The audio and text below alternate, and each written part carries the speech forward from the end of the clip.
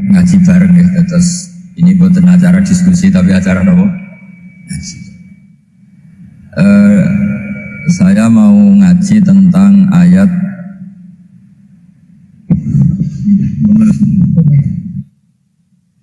Qul bi fadlillahi wa bi rahmatihi fa bidzalika falyafrahu. Ajarkan Muhammad atau katakan Muhammad pada umatmu, sebaiknya atau seharusnya mereka hanya gembira dengan melihat fadlnya Allah dan rahmatnya Allah. Ini harus kita pahami mulai dari konstruksi yang paling pokok, yaitu akidah. Dua ahwal, ahwal itu satu perilaku sosial. Tiga mutammimat, sesuatu yang tidak pokok tapi kita butuhkan dalam mengawal hidup ini. Saya beri contoh, orang itu sampai maksiat itu karena cari kesenangan. Misalnya baru penat itu, ingin seneng, ada orang yang macam-macam lah, ingin melihat maksiat, apa itu pornografi, apa nyabu, apa macam-macam. Itu sebetulnya agama punya konsep yang luar biasa, yaitu seharusnya seseorang itu gembira dengan ketaatan. Lalu pertanyaannya, caranya gembira gimana? Gembira itu mudah. Jadi misalnya kamu sujud sama Allah Subhanahu wa taala. Terus cara berpikir begini, ini sekaligus ijazah. Cara berpikir begini. Ya Allah, ini kata Sayyidina Ali, kafani izzan an akuna laka abdan wa kafani fakhron an takuna li robban. Ya Allah, betapa sialnya saya andaikan saya jadi budak dari makhluk yang sama.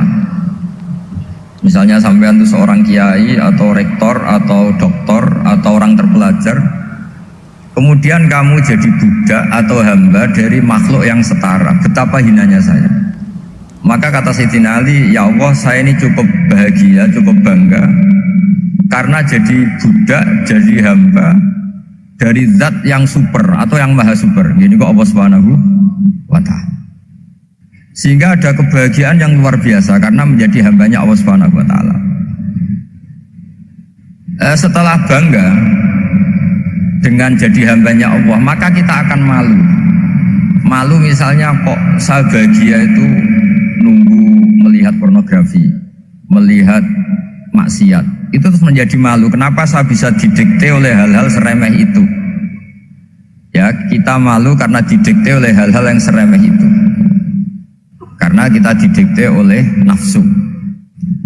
Jadi izzatun nafsi, satu harga diri seseorang itu harus dihidupkan untuk hanya tunduk kepada Allah Subhanahu wa ta'ala. Sehingga Nabi itu melatih satu logika tarkul ma'asi. Nabi itu dulu ketika ada seorang pemuda yang, ya karena mungkin pemuda ya, dia itu mau masuk Islam, tapi uniknya kata pemuda tadi, saya masuk Islam tapi asal dibolehkan bebas zina. Jadinya agak sabreng gitu. Jadi mau masuk Islam syaratnya dibolehkan apa? Zina atau free sex gitu. Karena orangnya agak hiper. Itu Nabi tidak langsung mengancam dengan neraka, enggak. Ketika mau pamit gitu, semua sahabat melarang. Mah itu jangan, kamu jangan suan Nabi, itu permintaan yang enggak masuk akal. Setelah lama ditahan, terjadi kegaduhan di masjid. Nabi dengar, itu ada apa itu? Itu ada pemuda yang mau masuk Islam tapi yasta'dzinuhu fi zina, tapi mereka minta izin ke Nabi untuk tetap boleh zina. Kata Nabi, pemuda itu suruh masuk, suruh menghadap saya. Ketika menghadap Nabi, saya ulang lagi, ketika menghadap Nabi, Nabi mengajarinya itu luar biasa. Nabi tidak langsung mengancam dengan neraka atau dengan azab tunda, tapi kata Nabi, atuhibbuhu li ummik, kamu suka kalau ibu kamu itu jadi demenannya orang banyak? Oh enggak ya Nabi, yang demen ibu saya tak bacok kan. Karena ini agak preman, di mana-mana orang nakal agak preman. Terus atuhibbuhu li bintik, kamu suka kalau putri kamu ya digitukan orang-orang? Oh ya enggak Nabi, yang gitukan putri saya tak bacok. Atuhibbuhu li kholatik, kamu suka kalau bule kamu digitukan. Atuhibbuhu li ammatik, kamu suka kalau saudara bapak kamu digitukan. Nabi itu mengeset ya. Cara sekarang itu cuci otak mungkin. Nabi itu meluruskan otaknya anak muda itu betapa buruknya zina. Cara bahasa Arab ditakbih. Betapa buruknya zina. Kamu suka kalau korbannya ibu kamu, putri kamu, bude kamu, bule kamu. Sehingga orang itu matur ya hasbuka ya Rasulullah, ini sudah cukup. Saya tidak pernah melihat sesuatu seburuk zina. Jadi fa'alqallahu fi qalbihi bughda zina. Kemudian Allah meletakkan di hatinya, menanamkan benci zina. Sehingga akhirnya pemuda tadi menjadi iffah, menjadi menghindari zina. Artinya begini ya, ini mungkin yang lolos dari para kita sebagai dai, kita tidak belajar banyak tarbiyahnya Rasulullah Shallallahu Alaihi Wasallam. Jadi kalau kita benci maksiat itu jangan hanya ditahdzir, ditakutkan neraka, itu enggak. Jangan hanya itu, tapi di logika. Oh iya. Jadi kalau kita menghindari maksiat itu selain karena takut azab, itu ada logika, ada rangkaian pikiran yang menjadikan kita anti satu perbuatan apa maksiat. Jadi misalnya gini ya, kira-kira ginilah kalau contoh gampang itu. Ada orang gitu ya, nyanyi dengan pakaian yang mungkin pornografi gitu. Mungkin pemuda-pemuda ingin melihat itu, tapi bisa diobati gini. Kok enak ndekne mergawe kok tak bayar, ya aku kehilangan duit gitu. Meskipun dengan logika yang agak serampangan, yang penting menjadi kita ini punya harga diri untuk tidak tergantung hal-hal seperti itu. Sehingga Nabi itu cara menggambarkan tadi mulai atuhibbuhu li ummi, kamu suka kalau ibu kamu jadi demenannya orang lain. Pemuda tadi bilang yang demen ibu saya mau sabun. Ditambah lagi atuhibbuhu li bintik, bagaimana kalau korbannya putri kamu, bule kamu, bude kamu. Sehingga terus si pemuda tadi betapa buruknya zina, betapa murahnya zina. Akhirnya pemuda tadi alqawwa fi qalbi bughda zina. Terus kemudian pemuda tadi itu sangat membenci dengan apa? Berzina. Nah, pikiran-pikiran seperti ini harus kita tanamkan. Harus kita tanamkan supaya orang itu benci melakukan maksiat karena satu memang takut suhtullah, takut dibendu Allah atau dibenci Allah. Dua, memang logika kita mengarahkan tidak maksiat. Nah, ini yang terkait Unisula yang nangani kedokteran, nangani medis. Sesuatu yang dilarang Allah itu pasti madhar. Maka untuk melarang seseorang bergantung sama narkoba misalnya, atau hal-hal yang bahaya pada fisik, itu satu tentu bagi ahlullah, tentu karena takut Allah. Tapi banyak masyarakat yang memang benar-benar bisa meninggalkan narkoba karena efek buruknya narkoba, efek buruknya ganja. Itu kita tanamkan sedemikian rupa bahwa itu mengakibatkan sakau, mengakibatkan tidak sadarkan diri, mengakibatkan kebangkrutan ekonomi, macam-macam. Sehingga mereka benar-benar benci sama yang namanya narkoba. Jadi di antara manhajul Quran itu kalau mentakbih, memburuk-burukkan maksiat itu mesti dikritik, innahu kana fahisyah, innahu kana fahisyata wa makta wa sa'a sabila, innahu kana fahisyata wa sa'a sabila, diulang beberapa kali. Sehingga dibutuhkan kecakapan untuk menganggap satu hal yang buruk itu fahsyah, sesuatu yang enggak rasional, sesuatu yang tidak positif, sesuatu yang pasti berdampak negatif. Sehingga kalau misalnya tadi dibacakan oleh qari, kuntum khaira ummatin ukhrijat linnasi ta'muruna bil ma'ruf wa tanhauna 'anil munkar. Untuk berhenti dari kemungkaran itu satu takbihun litil kal mungkar atau litil kal mungkarat, bahwa mungkarat itu kita cap, kita stigmasi bahwa itu buruk sekali. Seperti Nabi mengajarkan pemuda tadi, masa kamu suka ibu kamu digitukin lelaki lain, putri kamu, bule kamu, bude kamu, sehingga orang ini pikirannya termindset betapa buruknya zina. Sama seperti kita sukses memindset betapa buruknya narkoba, betapa buruknya bahan-bahan terlarang. Begitu juga seterusnya, terus pengkhianat dan sebagainya. Tapi problem manusia adalah dia itu akan mencari kebahagiaan atau kesenangan sesaat. Maka caranya gimana? Keinginan senang lewat maksiat ini dilawan dengan nyaman dengan taat. Saya ulang lagi, nyaman dengan taat. Sehingga ulama dulu punya kalimatul munajat, artinya kalimat hubungan pribadi sama Allah yang menjadikan orang itu nyaman.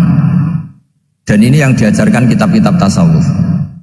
Kitab tasawuf itu sukses mengajarkan melihat alam raya ini semuanya nyaman, termasuk yang mengecewakan. Itu dianggap nyaman. Saya berkali-kali mengajarkan ilmu ini karena ini musalsal ila Rasulillah SAW. Itu pernah suatu saat Imam Ahmad itu dipanggil sama tetangganya, anak muda. Tentu Imam Ahmad ini orang yang sangat soleh, sangat waroi, sangat tunduk sama perintahnya Allah dan Rasul. Pemuda tadi manggil, ya Ahmad, datang ke rumah saya. Imam Ahmad datang. Setelah sampai ke pemuda tadi, sudah pulang lagi, saya tidak butuh kamu. Pulang lagi. Setelah sampai rumah dipanggil lagi, ya Ahmad, datang lagi. Datang lagi. Oh, saya tidak jadi butuh, pulang lagi. Sampai 3 kali. Dan itu perangai ekspresi Imam Ahmad itu atau ulama lain yang sesoleh beliau itu nyaman, indah. Beliau tetap senyum-senyum, nyaman itu. Beliau tidak tersinggung, tidak terprovokasi, tidak, ya pokoknya tidak tersinggung, kelihatan nyaman. Lama-lama pemuda ini terus tanya, ya Ahmad, kamu saya perlakukan seperti ini kok tidak tersinggung? Kamu senyum-senyum saja, happy-happy saja. Jawabnya Imam Ahmad itu unik. Wahai pemuda, saya kamu panggil itu senang sekali. Karena kata Nabi, kalau kamu iman dengan Allah dan Rasul, maka hormatilah tetangga. Jadi saya senang. Karena nuruti perintah Allah untuk menghormati tetangga. Jadi tidak ada urusannya dengan kamu. Kagetnya kayak apa? Jadi dipanggil tetangga ya senang karena melakukan perintahnya Allah dan Rasul, yaitu ikramul jar, fal yukrim jarahu. Disuruh pulang, kamu ingin saya pulang, ya saya pulang. Disuruh datang, ya saya datang. Jadi saya tidak tersinggung, saya tidak ada urusan dengan kamu. Urusan saya dengan Allah Subhanahu wa Ta'ala. Itu kalau bapak-bapak istrinya ngomel terus sabar itu ya bagus. Saya tidak punya urusan. Kalau kamu terprovokasi oleh istri, berarti kamu didikte oleh makhluk. Masa seorang rektor didikte makhluk? Kan tidak keren. Apalagi seorang habib didikte makhluk, kan tidak keren. Yang bisa mendikte kita hanya Allah Subhanahu wa Ta'ala. Dan Allah mendikte kita, mengajarkan dia wa ashiruhunna bil ma'ruf fa in karihtumuhunna fa asa an takrahu shay'an wa yaj'alallahu fihi khairan katsira. Jadi cara melihat istri kita bawel gitu atau cerewet, alhamdulillah ini ada pahala tanpa modal, cukup sabar. Kalau istri kamu sedang mesra malah mintanya ke mall, malah biayanya tinggi. Murah mana dapat pahala dimarahin sama saat mesra minta ke mall? Milih yang pertama kan? Nah ya itu tidak usah modal itu. Ya gitu aja. Jadi kalau istri sedang marah bawel, anggap saja ini rezeki, dapat pahala tanpa apa? Biaya. Nah, kalau pas rukun malah nantang ke mall, biayanya malah tinggi. Jadi ulama dulu itu melihat dunia itu happy. Pernah Imam Syafi'i dikasih tahu, orang yang tadi nyium tangan kamu ya, itu di rumah menghujat Anda. Jadi dia sopan hanya di depan Anda, kalau di luar menghujat Anda. Jawabnya Imam Syafi'i lucu. Ya baguslah. Yang cerita ini kaget. Kenapa bagus ya Abu Abdillah? Kalau manggil Imam Syafi'i ya Abu Abdillah. Ya berarti saya masih wibawa, di depan saya tidak berani katanya. Jadi dipandang enteng saja. Jadi kalau kamu di depan kamu istri kamu tidak berani belanja, tidak ada kamu belanja banyak, anggap saja Anda wibawa. Jadi enteng saja. Pernah Imam Syafi'i dikasih tahu, separuh dari kampung Anda itu nggak suka kamu. Ya bagus lah. Kenapa? Oh nak rukun malah bakal utang katanya gitu. Kira-kira yang utang itu yang rukun apa yang neng-nengan? Yang rukun. Jadi enteng saja. Masyhur itu makalahnya Imam Syafi'i. Waman asa'a ilaika faqad atlaqaka. Orang yang berbuat buruk sama kamu berarti membebaskan kamu. Kalau saya sedang nenengan sama Habib Hasan Toha Putra, beliau naik Alphard nggak nawarin saya sah karena baru nenengan. Tapi kalau sedang rukun malah harus repot mana? Rukun sama tidak rukun? Repot rukun sebetulnya. Jadi Imam Syafi'i itu happy saja. Kalau sedang rukun sama tetangga ya dianggap rukun itu satu kenikmatan. Sedang tidak rukun ya dianggap satu kenikmatan. Jadi orang dulu itu serilek itu melihat dunia. Kalau kita kan enggak, ego. Wah saya ini suami kok dimarahin istri. Wah ini egonya bangkit. Padahal egonya bangkit itu ada kebodohan di situ. Yaitu seorang rektor didikte seorang istri, seorang makhluk. Apalagi kalau Anda daftar wali itu tidak akan jadi wali. Ini wali kok tunduk sama makhluk. Karena didikte apa? Makhluk. Maka Imam Ahmad ketika tetangganya bully gitu ya santai saja, beliau happy. Ketika pemuda tadi eskal janggal, kenapa kamu nggak tersinggung ya Ahmad? Memangnya saya harus tersinggung gimana? Kan tak panggil tidak jadi, tak panggil tidak jadi. Hei pemuda, saya ini tidak punya urusan dengan kamu. Saya nuruti kamu karena perintahnya Allah. Saya senang melakukan perintah Allah, harus berbaik sama kamu. Sampai 3 kali. Jadi kebahagiaan ini pula yang harus kita latih dalam melakukan ketaatan. Tapi kalau kita sudah tidak bahagia dengan taat, itu bahaya sekali.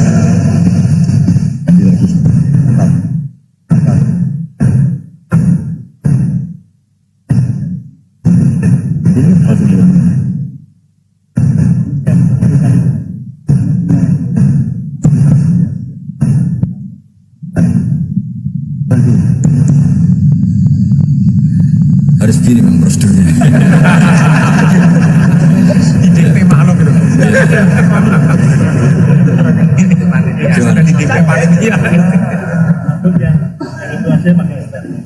Oh yang mana?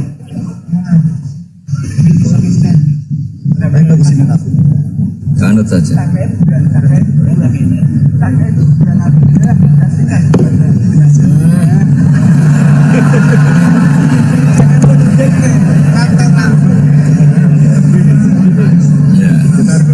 Sudah, ini sudah bisa.